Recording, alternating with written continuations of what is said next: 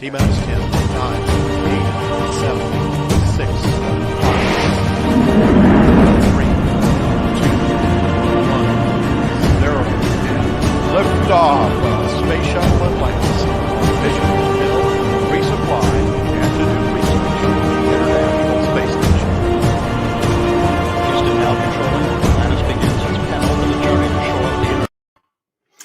Rock Your Life, l'émission qui bouge et qui vous fait bouger est de retour. Alors cette fois-ci avec une nouvelle thématique, je vais vous présenter un ensemble de vidéos sur le thème du coaching. Alors pourquoi ce thème? Eh bien parce que nous sommes à l'ère du post-confinement, nous venons de passer une année 2020, une année charnière qui aura bousculé nos vies. D'une part, elle aura bousculé nos vies en termes émotionnels, c'est-à-dire qu'il va falloir gérer tout cela. Et pour cela, généralement, il faut aller consulter un thérapeute. Et en termes d'entreprise ou même personnel, il va falloir se réinventer et aller puiser dans nos ressources pour faire face à ce qui nous attend. Et bien, pour ça, nous avons besoin d'un coach. Alors, comment m'est venue cette idée aujourd'hui pour vous parler du coaching? L'idée m'est venue suite à la lecture d'un magazine. Ce magazine, c'est le coaching de dirigeants. C'est un semestriel édité par Yann Rolland qui vient de sortir. Et donc, je me suis dit, tiens, effectivement, l'édito de ce magazine dit la chose suivante, ils veulent démocratiser ils veulent démythifier le coaching et moi, je veux le démocratiser. Alors justement, donc, pour ce faire, je vous propose une série de vidéos avec à chaque fois un invité, un coach forcément. Et la question, par qui commencer? Eh bien, pourquoi pas avec le coach qui est sur la couverture de ce magazine. Eh bien, il s'agit de Laurent Tilski, directeur général de Acteo, et je l'ai comme invité. Alors, générique, à tout de suite.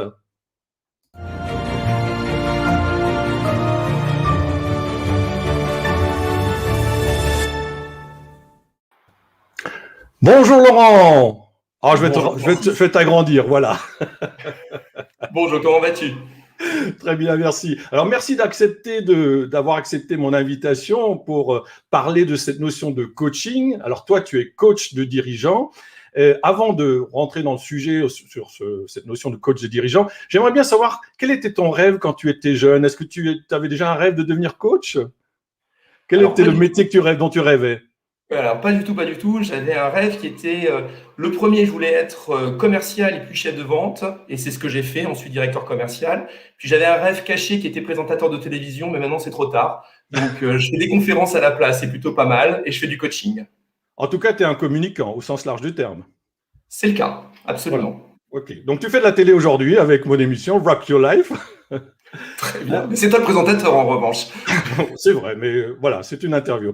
La question, c'est qu'est-ce qui t'a amené à ce métier de coaching finalement? Donc, si tu disais que tu faisais du commercial et c'est ton rêve, mais pourquoi tu es venu au coaching?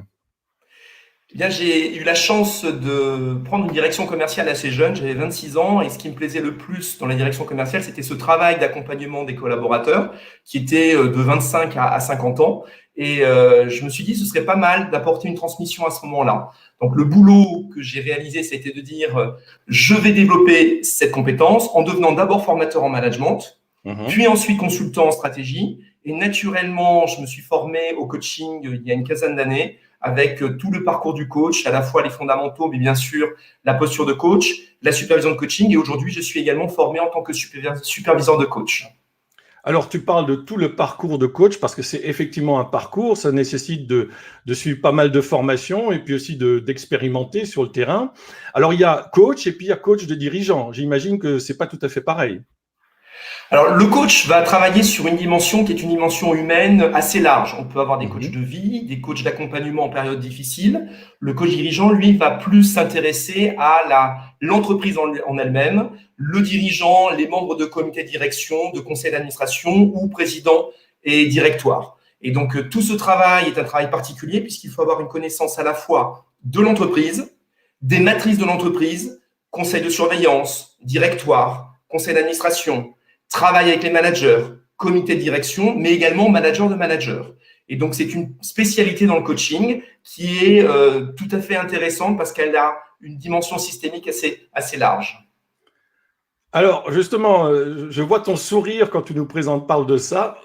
Et dans le magazine où tu es en couverture, il y a donc un article sur toi et je repère la citation suivante qui est où tu dis « Pouvoir accompagner quelqu'un sur le chemin de la réussite est une aventure exaltante ». Alors, peut-être que tu peux nous en dire un peu plus en quoi c'est une aventure exaltante.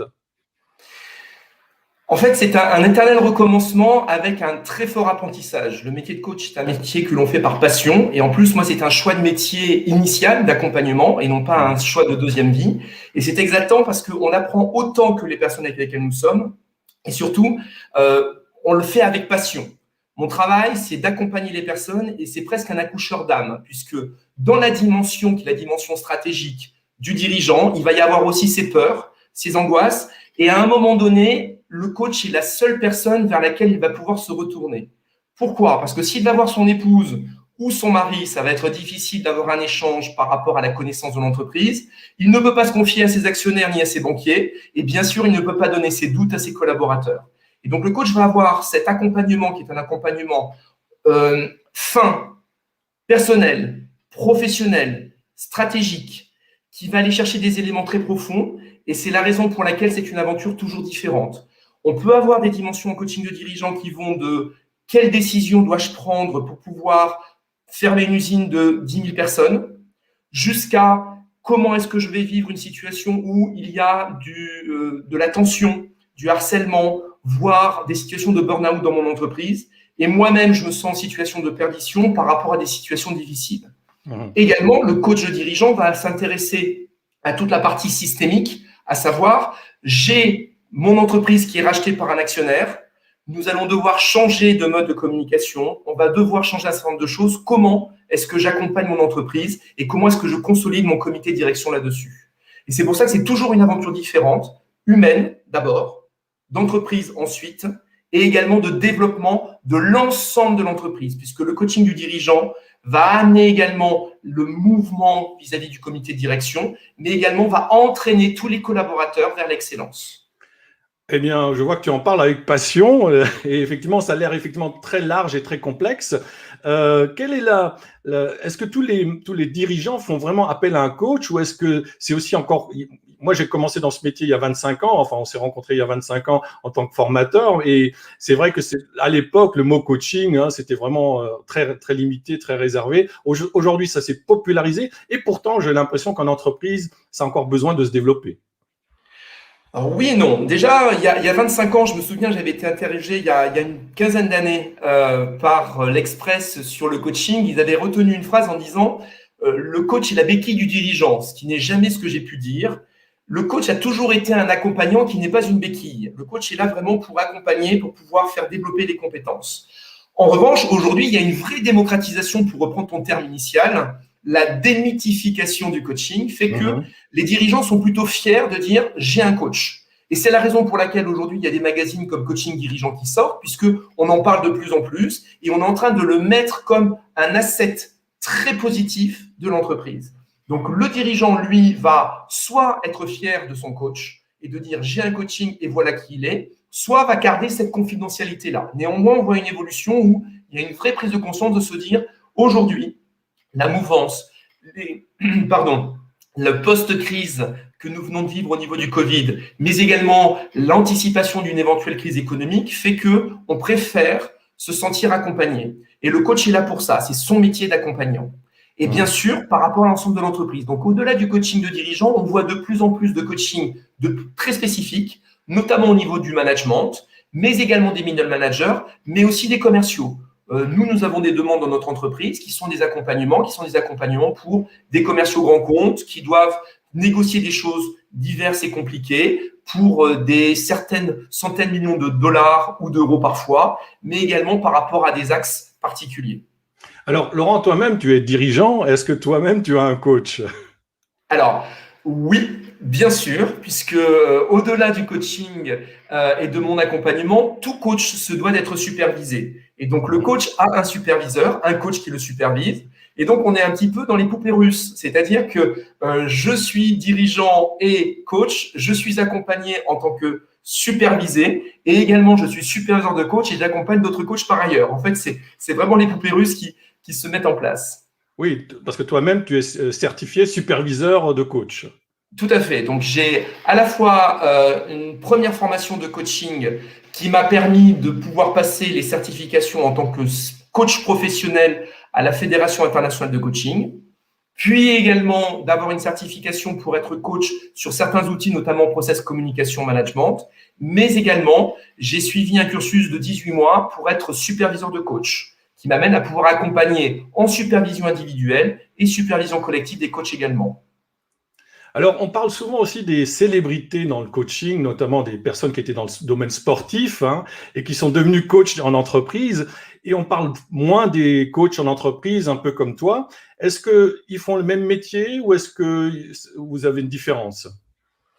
Alors, ça va dépendre de on va dire la personnalité du sportif de haut niveau qui peut avoir soit un élan de motivation forte et apporter un boost en termes de motivation, d'accompagnement et autres, avec un ancrage qui est son propre vécu, qui est le vécu du sportif de haut niveau, qui a vécu des choses difficiles, du stress, de la tension, également la gagne qu'il va falloir avoir.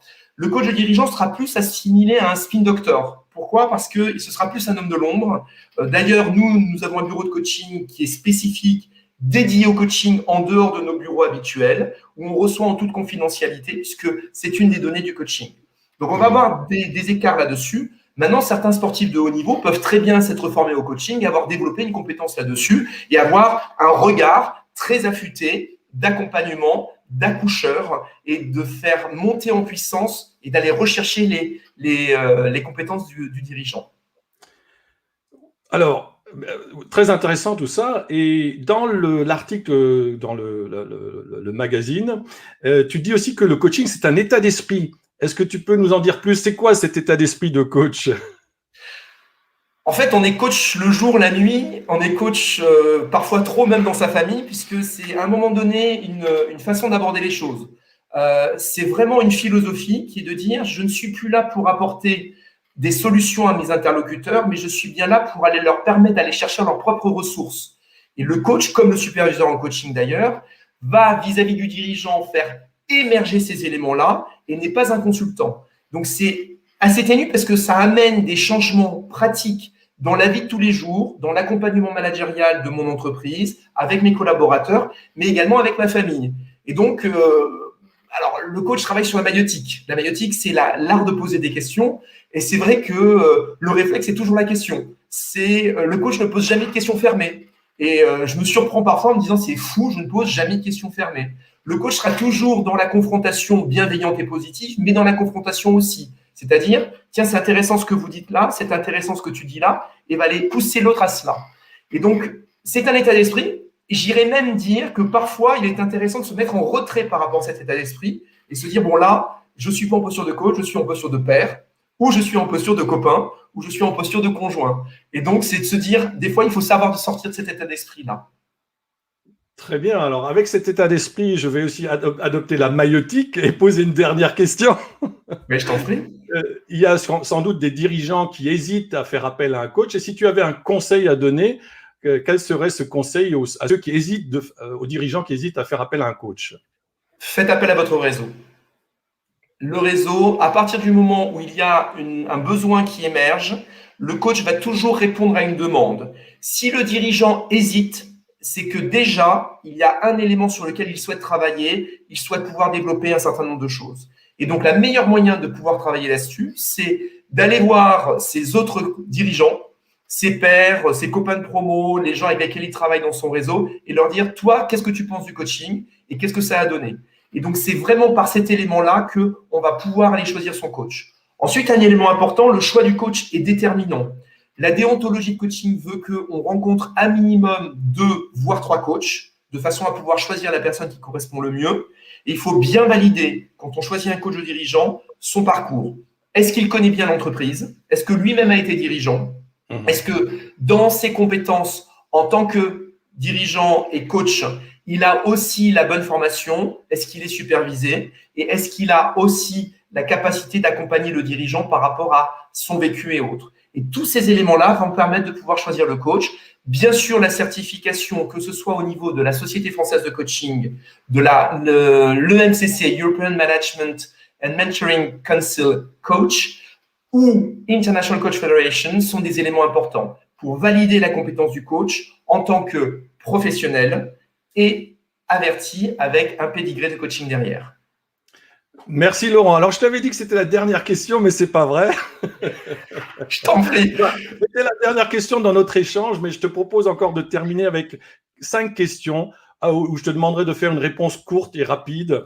Voilà. Alors la première question, quel est ton rituel quotidien en tant que coach?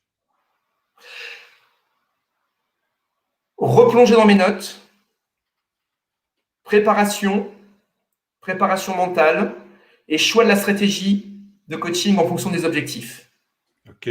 Deuxième question, quel est le meilleur conseil que l'on t'a donné pour réussir dans la vie?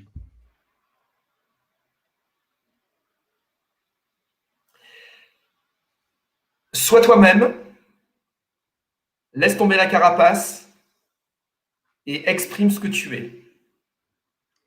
Alors, toujours dans les conseils, quel livre nous conseillerais-tu?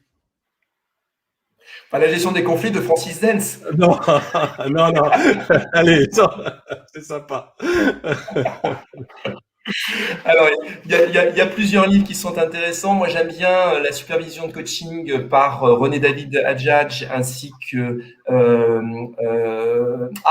Michel Darmoni, car c'est un livre qui parle de transmission et je trouve que c'est la plus belle chose que l'on puisse faire en coaching, qui est la transmission. Très bien. Alors, tu sais, je ne suis pas un geek et je me soigne. Quelle est l'application dont tu ne peux plus t'en passer? Par rapport à quoi, pardon?